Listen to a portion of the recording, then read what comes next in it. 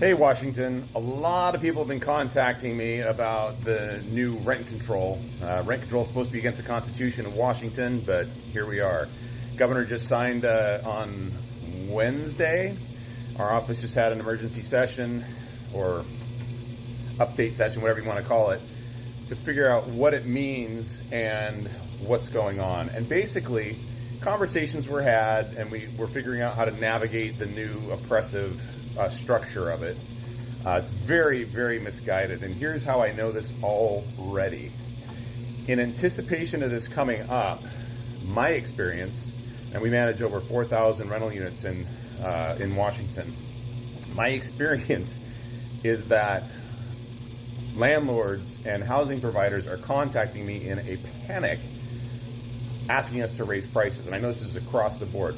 Get rents as high as we can, because it's not that they're evil landlords smoking a cigar and twisting their mustache.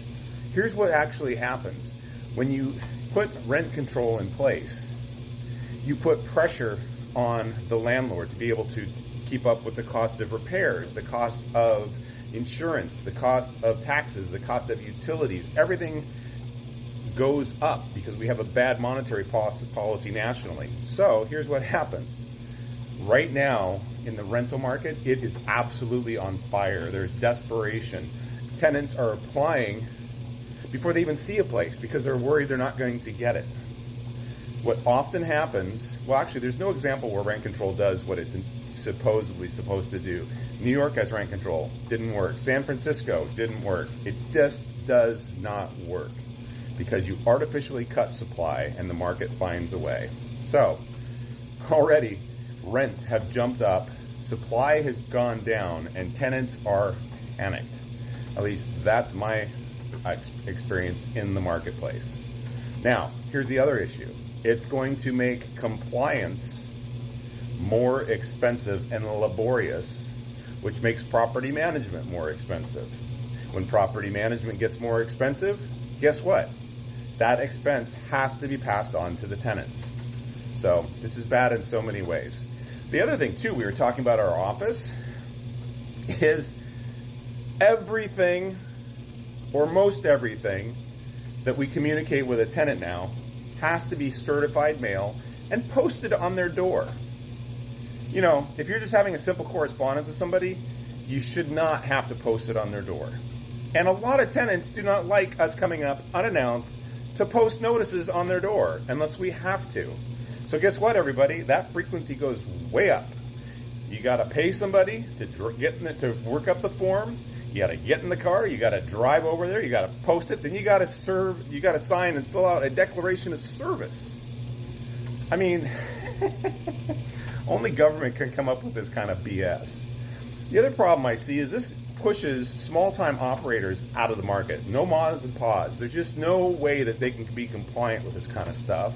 And know how to be compliant because it's changing so much and there's so many steps just to have correspondence with somebody, let alone, if there's a problem going on or a rent increase or whatever the problem is or the communication is, it is difficult to navigate. Even when you have, like I have, a trained team that is focused on it every day, and we have a staff of lawyers trying to guide us through this process.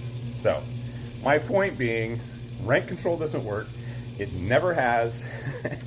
And it always seems to have the same consequences. Why I wanted to post this video, though, is how surprised I am at the speed at which the market tightened in response to this BS. So, anyways, I hope I wasn't too sweary or uptight about it, but anytime government steps in for whatever it is, whether it's real estate or anything else, it's usually a bad thing because it just creates more friction and it creates more, and I'm not anti-government, but I am anti-big government and over monitoring things. So anyways, instead of doing rent control, here's what we should have done. Okay, I'm on my tangent. It's been a while since I posted. Here's what we should have done. Instead of putting in rent control, we should have sped up the courts for processing evictions. And you might be like, oh my gosh, Aaron, that sounds terrible. We don't want these people to be homeless. But here's the deal. When it takes a super long time and super high lawyer costs for a housing provider to get somebody out who's either a danger or not financially responsible and doing what they're supposed to with the property, that also increases the cost of housing.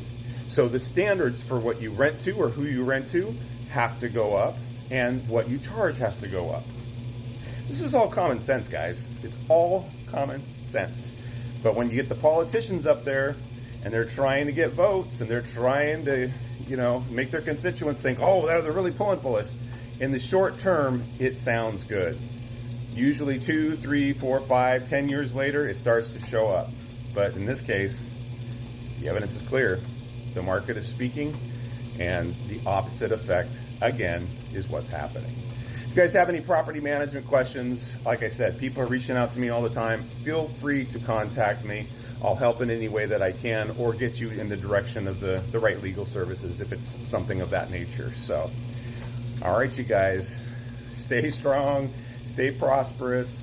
Try not to let the man get you down and oppress you, and real estate is still a great investment. So don't, and it's also a pleasure to provide housing for people. There's a lot of bad stories, but for the most part, people are grateful, they're decent, and it's fun to have a little insight to people's lives and be a part of that. So don't want to scare you away from real estate, but maybe not in Washington, or just get professional management.